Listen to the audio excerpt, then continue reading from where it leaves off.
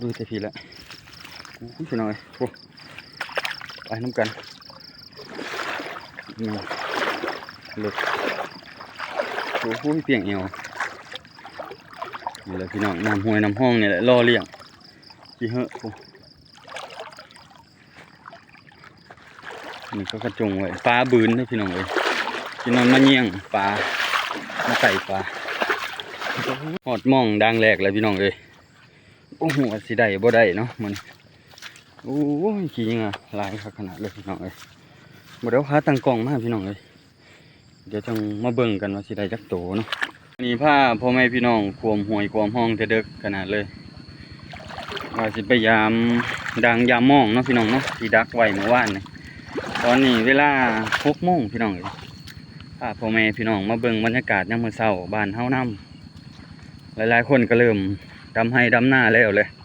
บ่กล้องก็คือว่าน่าสิแล้วมื้อนี้บ่มื้อนี้กับมื้ออื่นเนาะ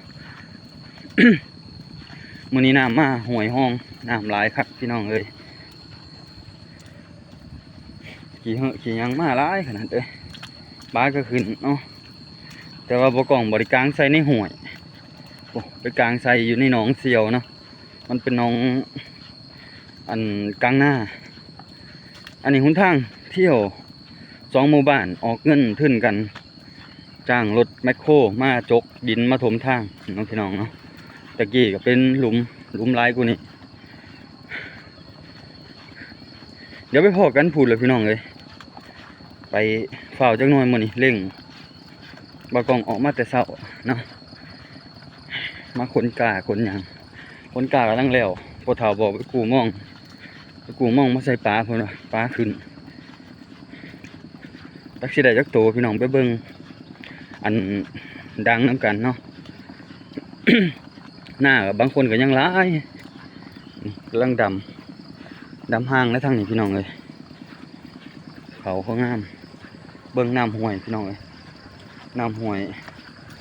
สายเลือดเดียวที่รอเลี้ยงชาวบ้านอยู่ในหมู่บ้านนี้เนาะสายเลือดใหญ่เลยเนาะเบิ่งพี่น้องเลย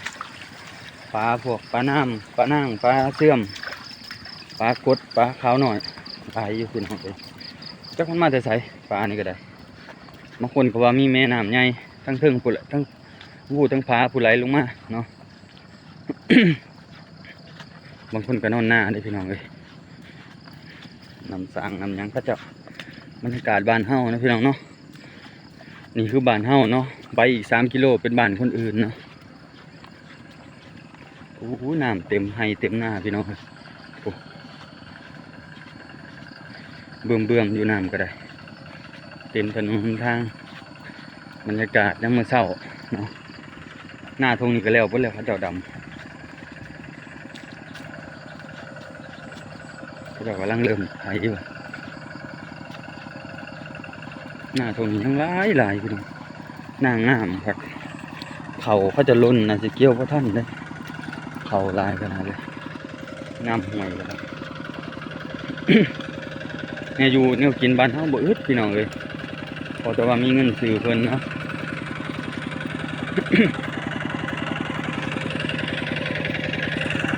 ยังหลาย ยังหลายบ่หน้าเจ้า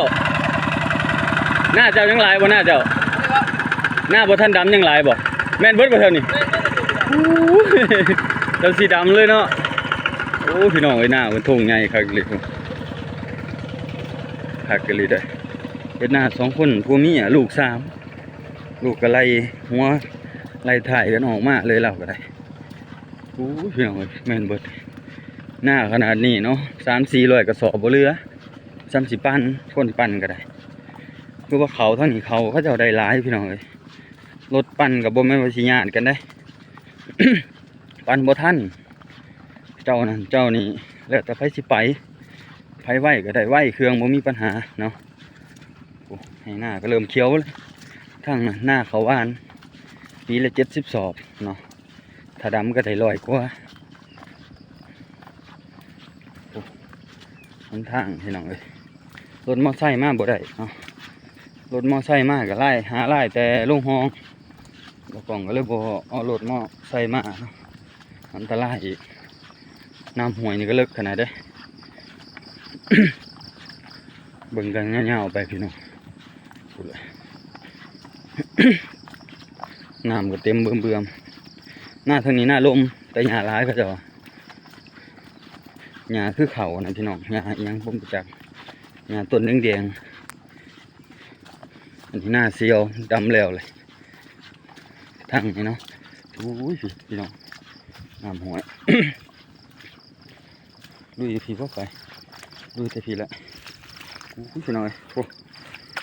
ไปน้ำกันนี่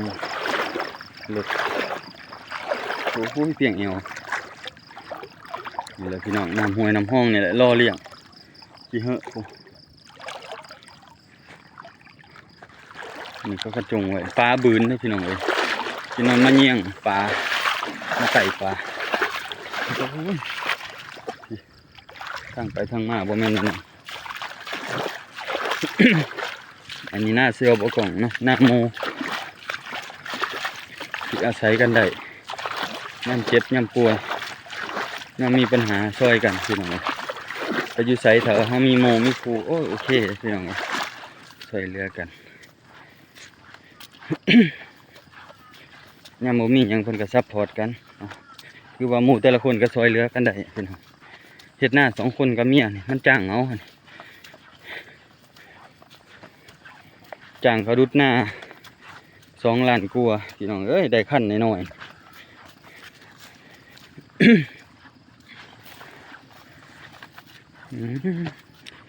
น้ำไหลเสาะพี่น้องเอ้ยโอ้เสาะขั้นเสาะหยังมุนเบิดเฮ้ย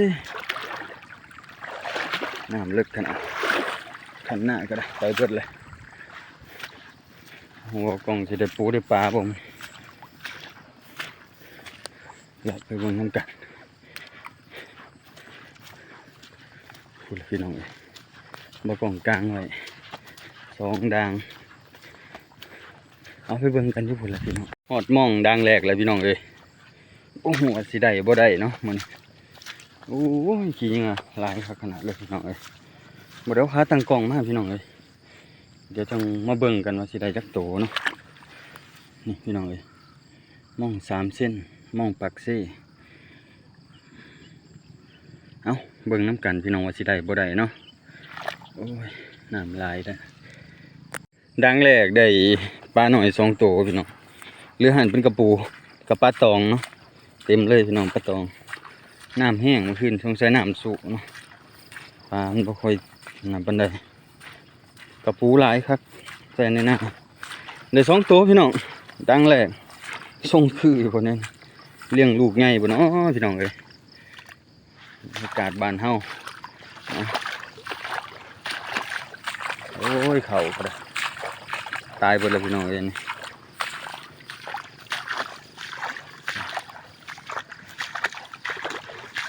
บอกกองกันสิพยายามดังที่ 2ดังที่ 2ก็อยู่หันแหละมันเป็นน้องพี่น้องน้องกลางหน้าเป็นน้องพายเพิ่นพาเขาไปเลยโอ้ยมันลมที่ได้บ่ได้พี่น้องตัวนี้ก็ได้พยายามมึงนำกันเนาะปลานี่มันขึ้นหลายแล้วแต่มันเหมือนกับท่านแบบอยู่โตพี่น้องมันไปอยู่บางบ่อนเนาะอีกพายนึงพี่น้องเลยมุนบริขนาดมันอุ้ยชีวิตบ้านเฮาพี่น้องเอ้ยแบบนี้แหละนี่ดังหนึ่งอยู่ลักนี่พี่น้องเอ้ยเดี๋ยวกองจะยามเบิ่งว่าสิได้จักโตจะดังแรกเดี๋ยว2 ตัวหนึ่งกับกระปูกินเนาะพี่น้องเอ้ยไปเดี๋ยวเบิ่งดังที่ 2นำกันดังที่ 2ก็ได้2 ตัวพี่น้องเอ้ย2 ตัวกับตัวหนึ่งกับปูกินเหลืออันยังดังหลายโตพี่น้องเอ้ยบ่มานหรือปลาบ่มีเนาะไปพี่น้องเมื่อตอนนี้สวยเติบเลย ใกล้จะฮอด7 โมงแล้วบ่จัก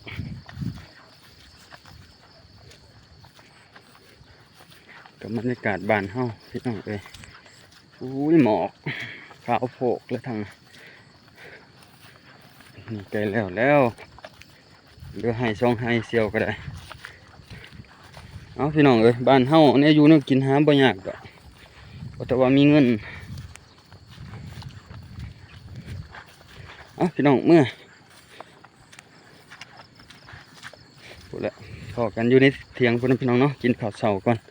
มีอันน่ะสิแต่งข้าวแต่งน้ำมาถ้าสิกินปลาคือสิบ่กุ้มกินดอกมันคิดว่าให้ผู้เฒ่าเราไปหาเบิ่งน้ำห้วยนี่พี่น้องเอ้ยโอ้ยโหไหลดีกันนะเลยน้ำห้วยปูนสุดสายเลยพี่น้อง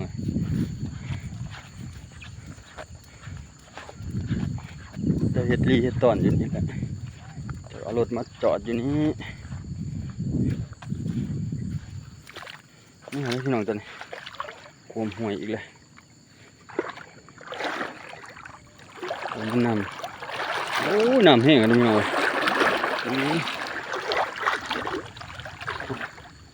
หน้าตาตาก็จะดำแล้วเบิดด้วยพี่น้องเลยแล้วแต่บางปอนท่านเลย